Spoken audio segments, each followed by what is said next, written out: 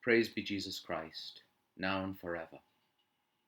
Last week's Nugget introduced many of you to the life and witness and ultimate martyrdom of Blessed Franz Jagerstatter, the Austrian farmer executed by the Nazis in 1943 for refusing to take the oath of loyalty to Hitler and fight for his demonic regime.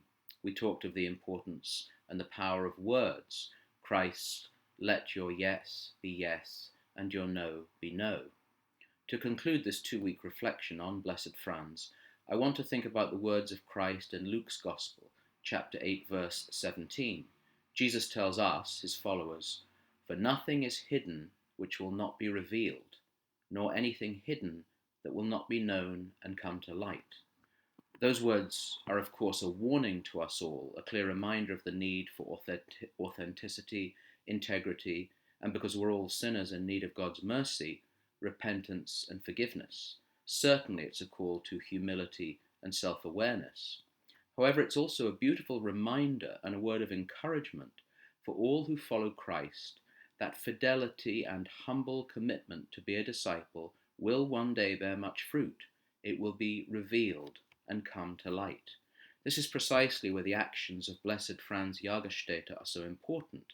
The Terence Malick film, A Hidden Life, finishes with the words of George Eliot appearing on the screen. I'll quote them in full.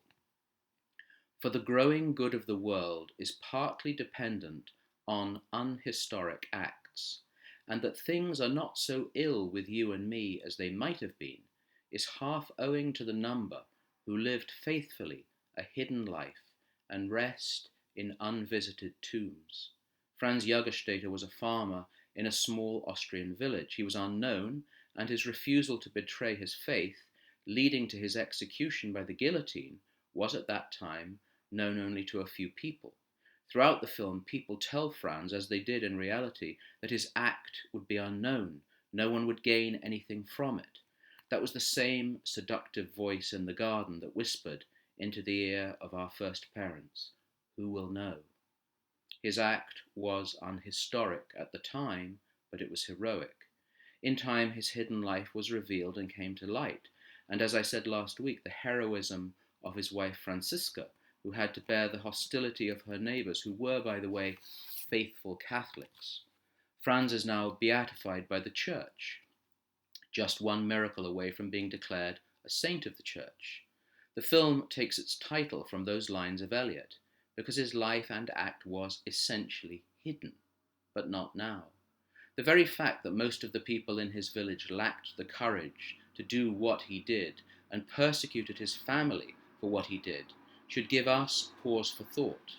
When today mobs force individuals to raise the fist or bend the knee, not to Christ the King, but to some ideology or political movement, we must gain courage from the hidden life and unhistoric act of Blessed Franz.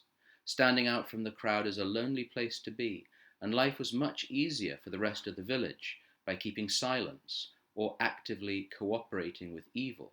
It must not be so with us.